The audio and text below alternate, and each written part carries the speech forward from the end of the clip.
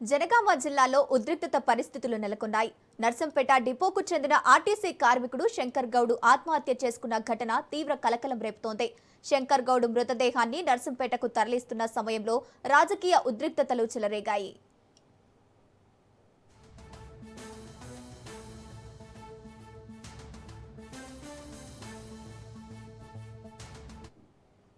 ఈ సందర్భంగా బీఆర్ఎస్ నాయకులు బోయినపల్లి వినోద్ కుమార్, మాజీ మంత్రి సబితా ఇంద్రారెడ్డి, మాలోతు కవితా నాయకులతో రఘునాథపల్లె వద్ద పోలీసులు అదుపులోకి తీసుకున్నారు.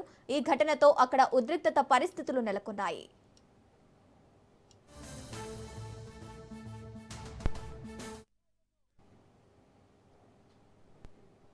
Janagama MLA Palla Rajeshwar Reddy Raghunathpalle police station కు చేరుకున్నారు. బీఆర్ఎస్ కార్యకర్తలు పెద్ద ఎత్తున అక్కడకు చేరుకుని పోలీస్ స్టేషన్ ముందు బైఠాయించి నిరసన చేపట్టారు.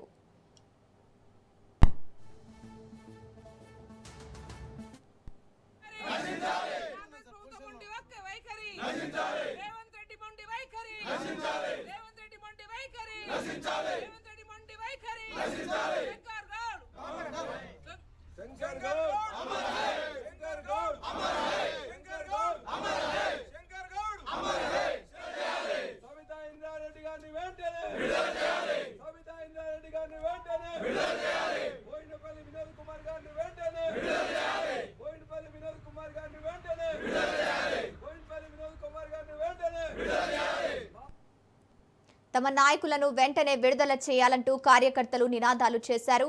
శంకర్ గౌడ్ మృతి ఆత్మహత్య కాదు, ఇది ప్రభుత్వ హత్య అంటూ ప్రభుత్వంపై తీవ్ర విమర్శలు గుప్పించారు.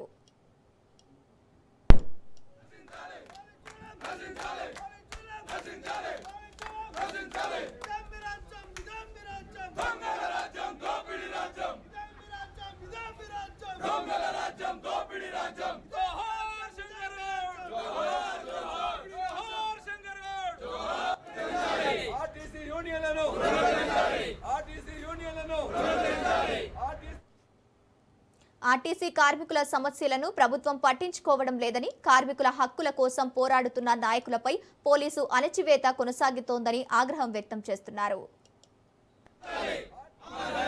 ఆర్టీసీ కార్మికుల అపాయింటెడ్